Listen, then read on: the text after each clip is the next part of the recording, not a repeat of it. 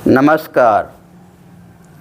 श्री श्री आनंद मूर्ति जी, जो आनंद मार्ग के संस्थापक भी हैं, उन्होंने बहुत हल्के फुल्के अंदाज में व्यक्ति की कमजोरियों को और समाज की बुराइयों को अपनी शॉर्ट स्टोरीज नामक पुस्तक में उजागर किया है।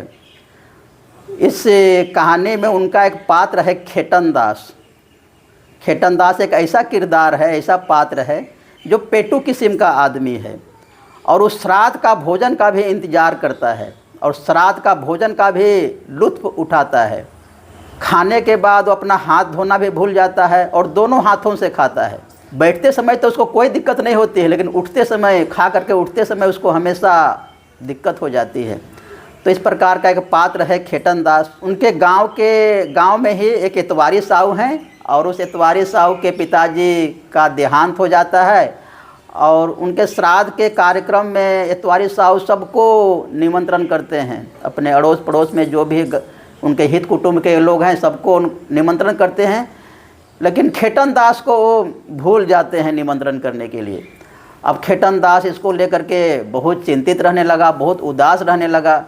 वही इतना इंतज़ार कर रहा था और उसी को भूल गए। तो खेटन दास किस प्रकार से निमंत्रण मिले और किस प्रकार से इतवारी साहू को याद हो कि हमको भूल गया है निमंत्रण देने के लिए, इसके लिए वो जुगाड़ लगाता है। तो अपने पॉकेट में वो 1 पैसा डालता है और इतवारी साहू का किराने का दुकान है और किराने के दुकान की तरफ चल पड़ता है और उसके किराने के दुकान में पहुंच करके वो हर्रे बोलता है कि हमको 1 पैसे का हर्रे दीजिए।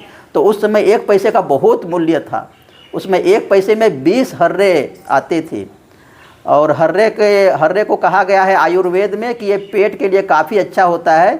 माँ भले ही अपने पुत्र के लिए कभी कभी क्रोध कर सकती है, माँ अपने पुत्र पर, लेकिन हर्रे पेट के लिए कभी भी बुरा नहीं होता है, कभी भी अहितकारी नहीं होता है। इस प्रकार हर्रे का बखान किया गया है आयुर्वेद में।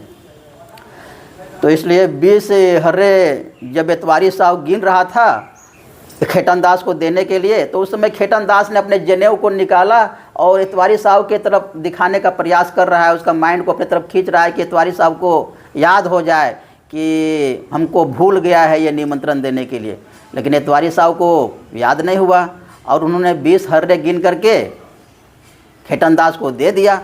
अब खेटन दास टेंशन में आ गया कि इसको याद ही नहीं हुआ।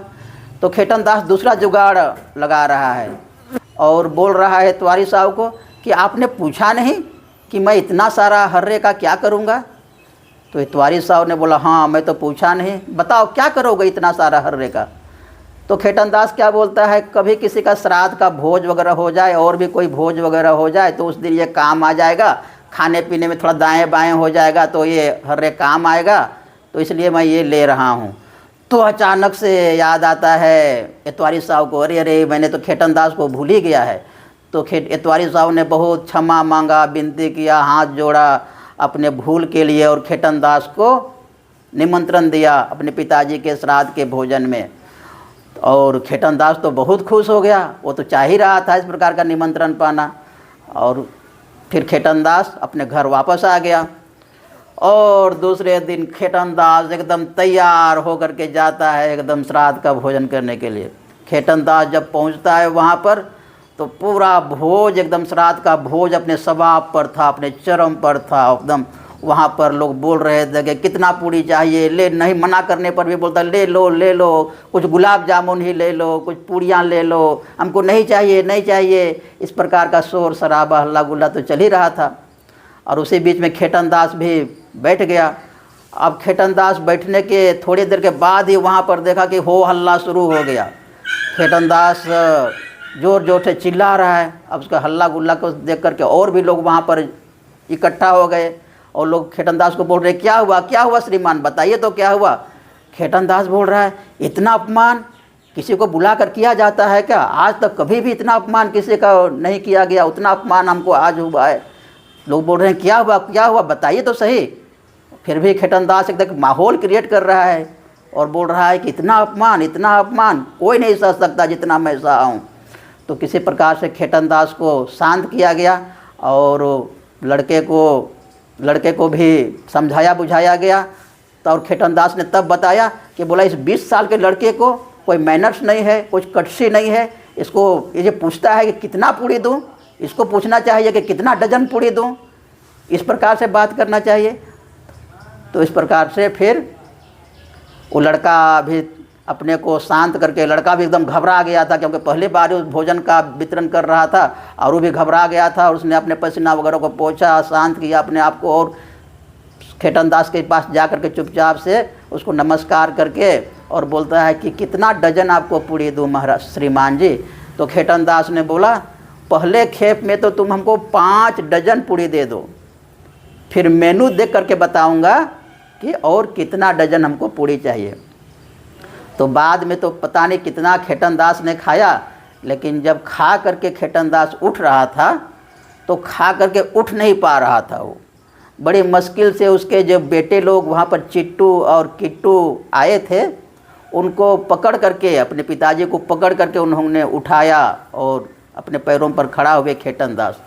और किट्टू और चिट्टू ने अपने पिताजी को बोले पिताजी आप इतना ज़्यादा क्यों खा लेते हैं कि उठ भी नहीं सकते हैं, आप उठाना पड़ता है। तो खेटन दास बोले अरे मैं रोज़ रोज़ थोड़े खाता हूँ, रोज़ रोज़ ऐसे खाने का मौका थोड़े मिलता है, और जो मेरे प्लेट पर आता है वही ना खाता हूँ। इस प्रकार का खेटन दास ने बोला तो उसके लड़के लोग शांत हो गए, चुप हो गए। और उसके बाद खेटन दास ने जब वहाँ का भोज समाप्त हो गया तो सबको संबोधित करते हुए, सभी मेहमानों को संबोधित करते हुए एक ज़ोरदार भाषण दिया। उन्होंने बोला कि मैं एक लोभी आदमी को जानता हूँ, एक पेटू आदमी को जानता हूँ जो एक बार बहुत अधिक खाना खा लिया और खाना खाने के बाद उसके पेट में दर्द शुरू हो गया और उसको डॉक्टर के पास जाना पड़ा। डॉक्टर ने उसको कहा कि मैं 2-3 बूंद आपको होम्योपैथी का पिला देता हूँ, उससे आपका पेट ठीक हो जाएगा, हाजमा ठीक हो जाएगा। तो उस आदमी ने कहा कि तुम्हारे 2-3 बूंद होम्योपैथी दवा के लिए, कड़वी दवा के लिए मेरे पेट में जगह होता तो मैं 2 रसगुल्ला और नहीं खा लेता, मैं अपना जीभ, अपना मुंह क्यों ख़राब करूँगा। इस प्रकार का उसने बोला। और खेटन दास बोला कि मैं इस प्रकार का आदमी नहीं हूँ, मुझमें इस प्रकार का स्वभाव नहीं है। वो बोला मैं तो इस प्रकार का आदमी हूँ कि मुग़ल काल में, पठान काल में राजा महाराजा लोगों के यहाँ बहुत ही बढ़िया खाना बनती थी, एकदम मटन वगैरह, मीट मटन बनती थी एकदम बढ़िया से, और उसमें बहुत ही घी मसाला वगैरह डाला जाता था। और उससे राजा लोगों को हमेशा ही कब्ज़ की शिकायत रहती थी। तो एक दिन राजा को इसी प्रकार कब्ज़ की शिकायत हो गई और उसको कब्ज़ हो गया और उसका पेट साफ नहीं हो रहा है। तो राजा ने अपने सारे राजवैद्यों को बुला करके कहा कि तुम लोग दवा की व्यवस्था करो, क्योंकि सारा राजकाज ठप पड़ गया है। तो सारे राजवैद्य लोग लग गए, लेकिन उसने कहा कि दवा एकदम कड़वी नहीं होना चाहिए, ये दवा कड़वी हुई तो तुम्हारा गला काट दूंगा।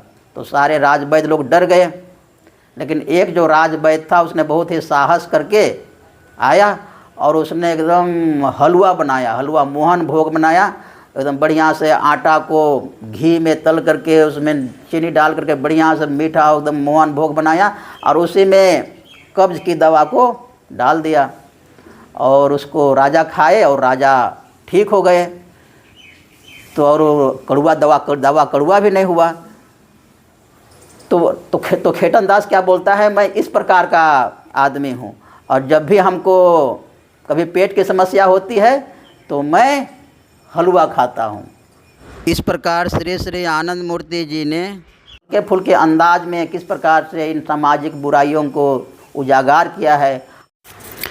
जिस घर में कोई मर गया हो, किसी का प्रिय बिछुड़ गया हो, वहाँ पर दुख का माहौल हो और वहाँ पर फिर से इतना बड़ा भोज की व्यवस्था करना, उसको इतना बड़ा आर्थिक तंगी देना, उसको कष्ट में डालना, ये सामाजिक एक अपराध है और इस अपराध से लोगों को बचना चाहिए। श्राद्ध का भोजन सब प्रकार से वर्जित होना चाहिए। राजस्थान में तो सरकार की तरफ से श्राद्ध का भोजन को बंद कर दिया गया है। आनंद मार्ग में तो श्राद्ध का भोजन वर्जित है, श्राद्ध का भोजन करते नहीं हैं और श्राद्ध का भोजन दुख का भोजन होता है, उसको करना नहीं चाहिए। लेकिन समाज में लोग इसका इंतज़ार करते हैं और कुछ लोग तो ख़ास तरीके से इसका इंतज़ार उठाते हैं और उसका लुत्फ़ भी लेते हैं। तो ये समाज की एक बुराइयां हैं जिसको श्री श्री आनंद मूर्ति जी व्यंग्यात्मक तरीके से उजागर करते हैं। नमस्कार।